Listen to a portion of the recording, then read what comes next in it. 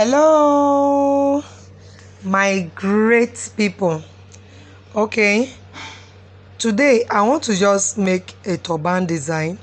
Already I have the turban prepared.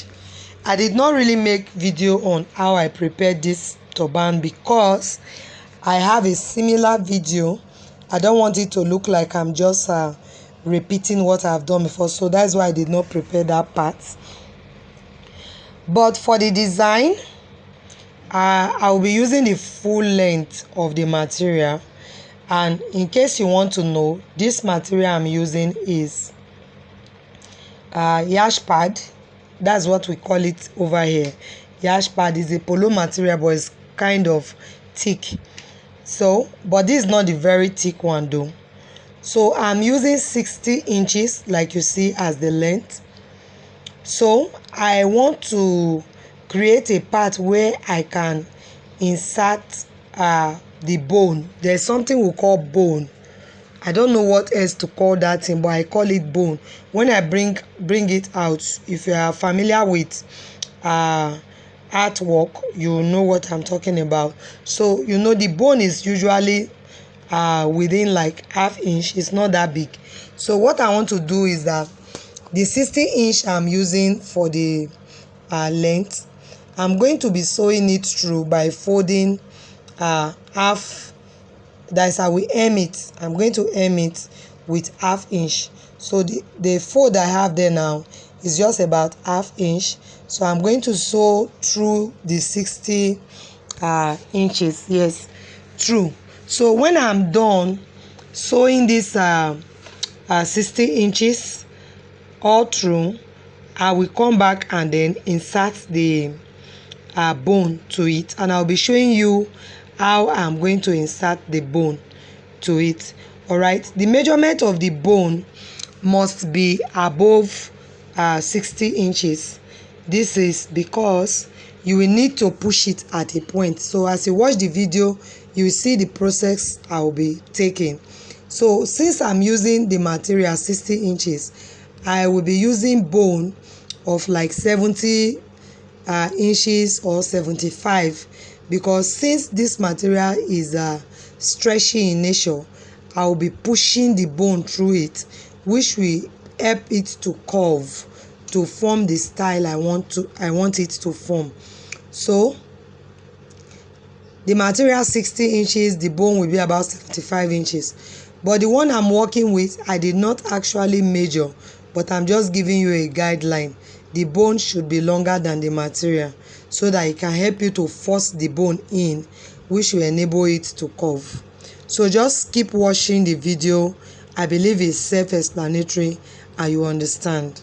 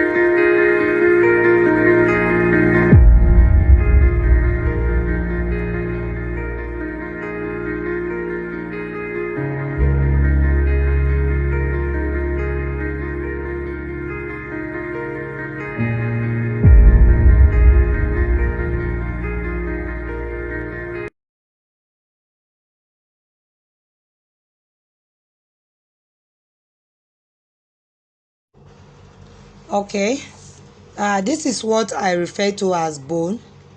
Is a colorless plastic, I don't know, but it's bone we usually call it.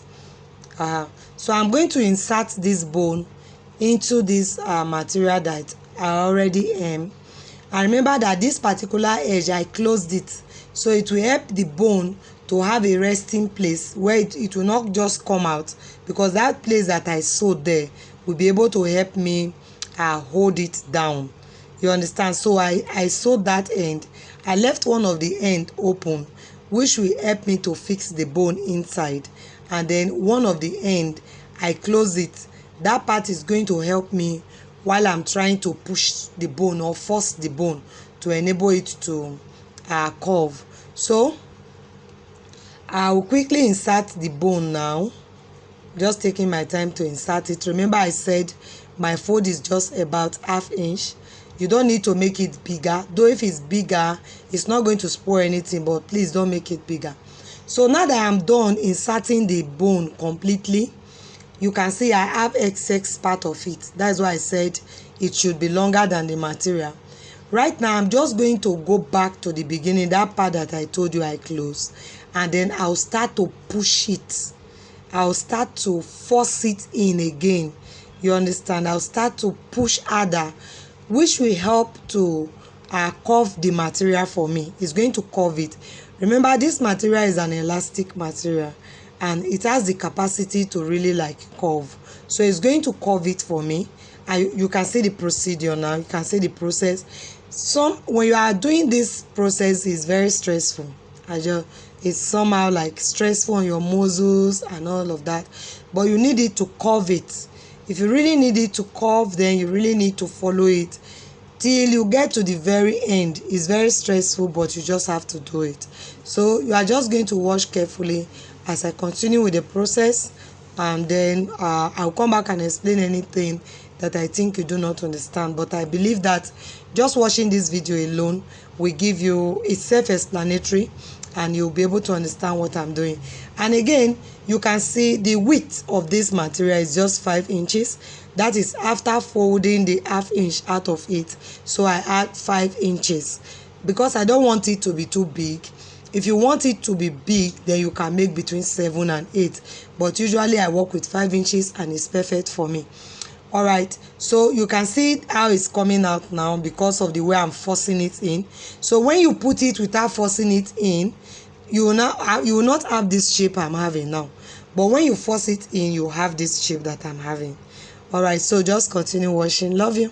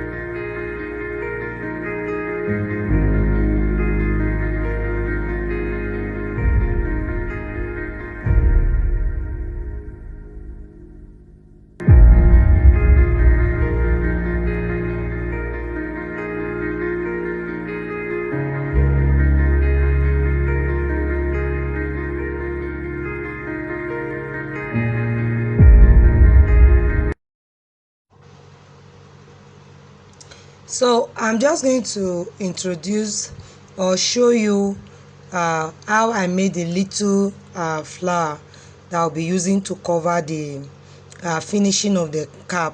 So to do that, I folded in 1 inch.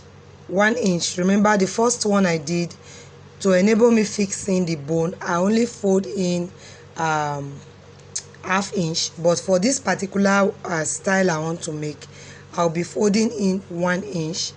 And because I just want to, it's just going to be like roses that I will be fixing or using to cover my finishing, you understand? So I'll just fold in 1 inch, and then I am not using 60 as length, though I did not measure what is here, but I think it should be up to let me say 40, or I think 40, but I did not really measure, you understand? So any length you are working with, all you need to do is determine the size.